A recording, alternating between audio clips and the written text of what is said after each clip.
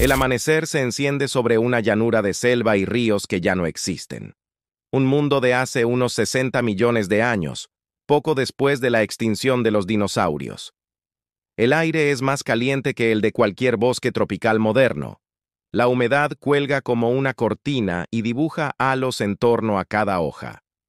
Los ríos se abren camino entre raíces de palmeras gigantes, márgenes de barro espeso y remansos donde flotan troncos podridos.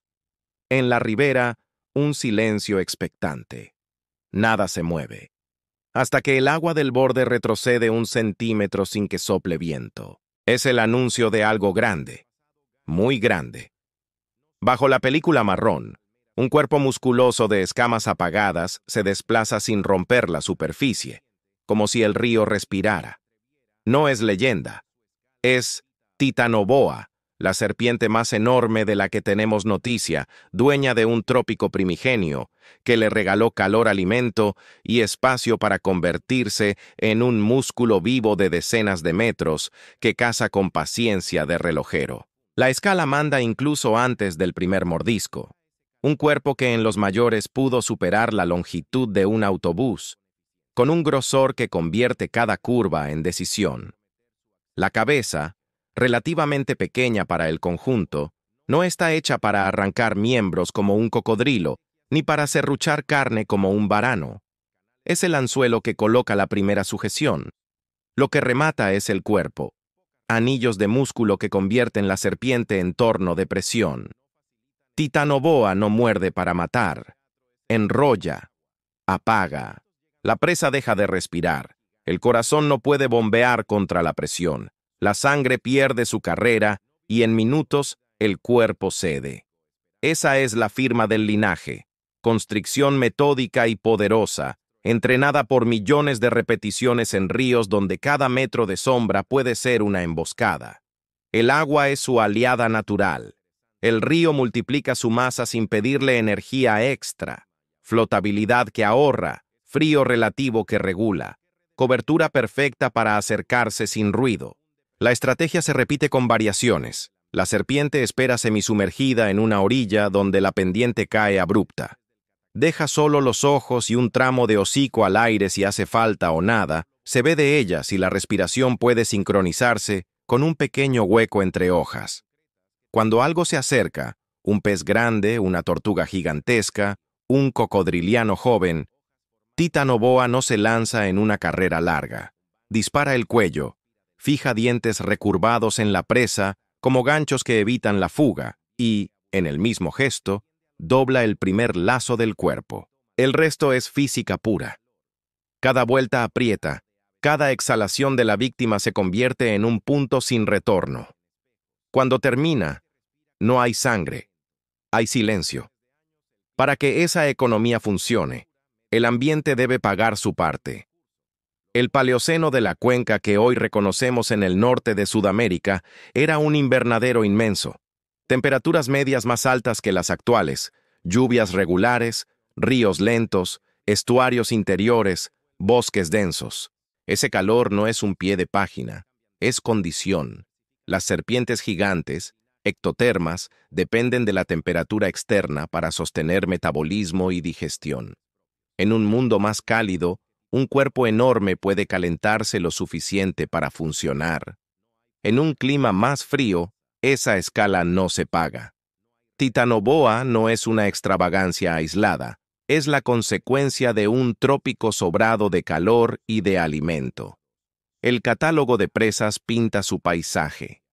En esos ríos nadan peces óseos, grandes peces pulmonados, rayas de agua dulce, bagres robustos.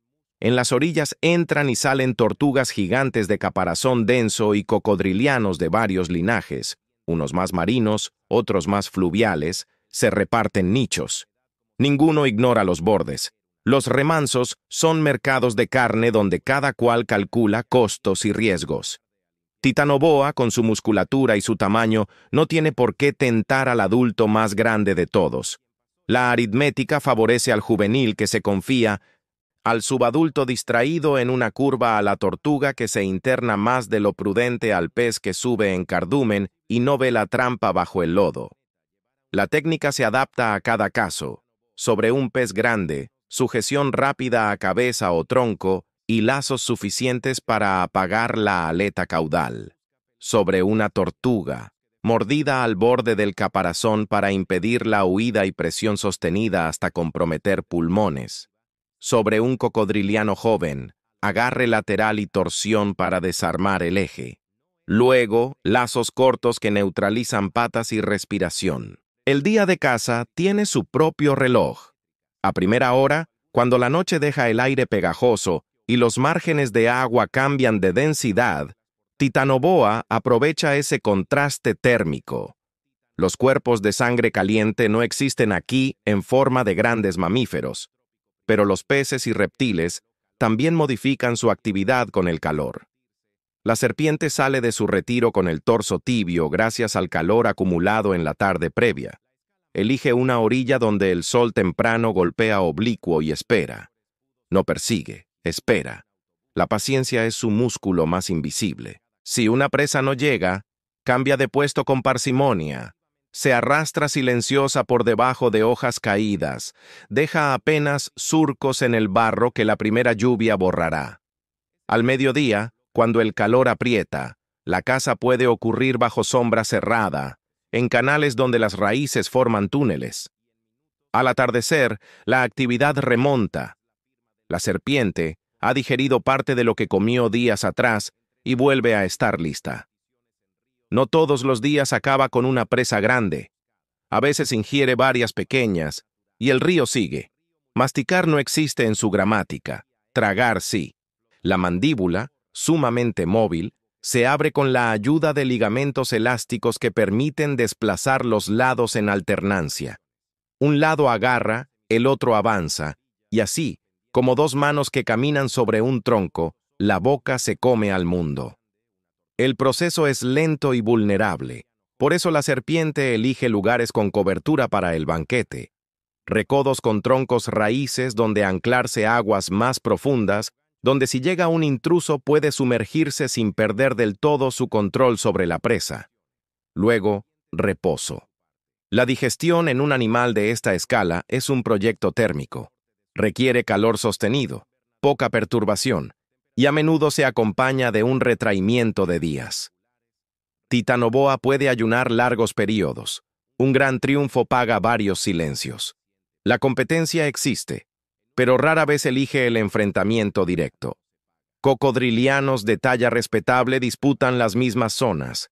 La serpiente más grande impone respeto, pero no busca peleas innecesarias. Si un cocodrilo adulto se acerca demasiado al proceso de ingestión, la mejor decisión puede ser ceder y evitar una herida que le cueste semanas o meses. En un mundo donde la infección es una sentencia silenciosa, la prudencia prolonga vidas. La simbiosis indeseada, carroñeros que se acercan a aprovechar restos, peces que desgarran suavidades sueltas, no reduce la estrategia. Titanoboa come lo denso y se aparta a digerir. Lo que quede hará carrera en otros cuerpos. La reproducción en serpientes grandes de ambientes tropicales ofrece guías para imaginar a Titanoboa. Las boas modernas paren crías vivas. En un linaje cercano, no es temerario pensar en viviparidad. Hembras con gestación interna, partos en zonas calmas del río, camadas que nacen con instintos listos para nadar y respirar al instante. No hay nidos que defender ni incubación bajo el sol. Hay cuerpos pequeños que deben aprender de inmediato a esconderse. En riberas amplias, ciertas caletas podrían funcionar como guarderías, de hecho. Aguas más tranquilas, raíces que cortan la vista de depredadores, alimento abundante de talla pequeña. La mortalidad infantil, como en todos los reptiles, sería alta. La apuesta evolutiva se equilibra con varios nacimientos a lo largo de la vida de la hembra. El crecimiento no es línea recta, es tramo, pausa, tramo. Una serpiente tan grande no alcanza su máximo en un año ni en dos. Cada temporada de abundancia imprime centímetros y robustez. Cada época mala retrasa el calendario. Las vértebras fosilizadas, las piezas que mejor guardan memoria en el registro, Cuentan por su tamaño y morfología historias de individuos en distintos estadios. Un vertebrólogo puede distinguir con paciencia la geometría de Titanoboa respecto de otras serpientes del mismo depósito y reconstruir el ancho del cuerpo a partir de esos medallones de hueso. Por eso el nombre no nace de un capricho mediático, sino de métricas, cuando algunas vértebras alcanzan tamaños que obligan a recalibrar escalas. El cuerpo que las portaba era, sencillamente, distinto. El descubrimiento moderno que la bautiza ocurre en una mina de carbón. Capas de antiguas selvas prensadas por tiempo y presión en la región tropical que hoy conocemos por su carbón y por la ventana que abre al Paleoceno. Entre troncos fosilizados, conchas de tortugas gigantes, quijadas de cocodrilianos, aparecen vértebras y costillas que no encajan con nada conocido. La serpiente recibe el nombre de Titanoboa cerrejonensis en honor al lugar. Con ella, la selva del pasado gana un emblema. No solo había calor para palmeras colosales y tortugas del tamaño de una mesa. Había calor suficiente para que una serpiente se atreviera a ser un río de músculo. El sitio, además, conserva hojas, polen, semillas. No es solo un catálogo de depredadores, es un ecosistema entero puesto a la luz con sus corrientes, sombras y estaciones.